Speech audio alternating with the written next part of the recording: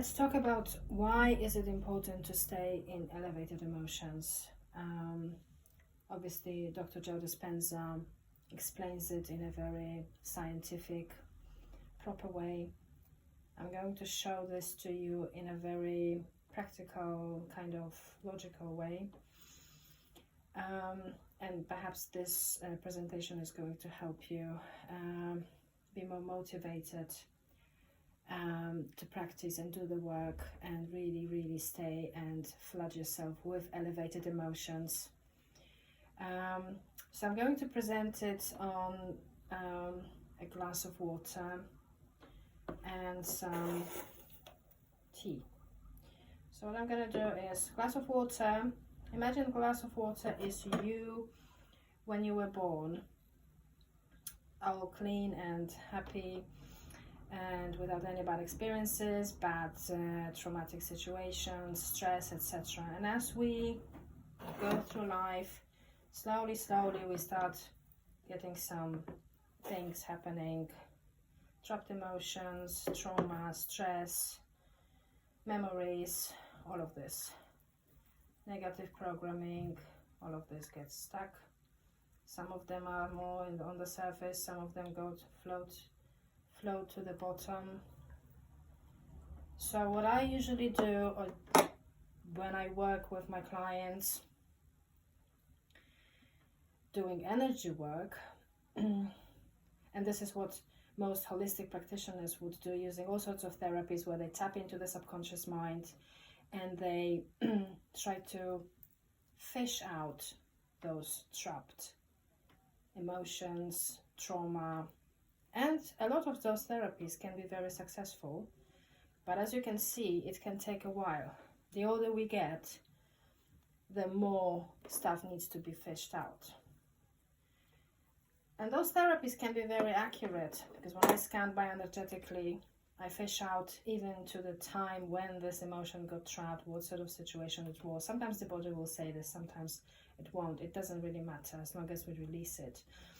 And it can be done related to specific symptoms. So for example, I get clients with backache or neck pain or something, and I will just scan, are there any trapped emotions linked to that? Because those trapped emotions usually eventually cause some sort of misalignment and then the pain appears. Or they can even activate some of the pathogens like streptococcus or other inflammatory pathogens, and that's why the pain starts. So usually it's the emotion that's the underlying cause, and then the physical manifestation is secondary. So we can do that. We can fish them out one by one like this in a therapy, which takes a while. Sometimes it can be very effective, and we can just try and fish them out like this, one by one, clear and release, and it really works. I often get clients having instant relief from pain when I do that. But we can also do it ourselves without paying anyone to do this. And obviously without relying on anybody really to do the work from us, because we are able to make ourselves sick, so we're also able to make ourselves healthy. So imagine that, obviously we said that the water was the clean state, the pure love that we were, we still are, but some stuff got in the way when we were born. So water is the representation of all the goodness, high positive, high vibrational emotions, love, joy, happiness, positive thinking. So like I said, we can fish them out, or we can just keep pouring water. So what's going to happen?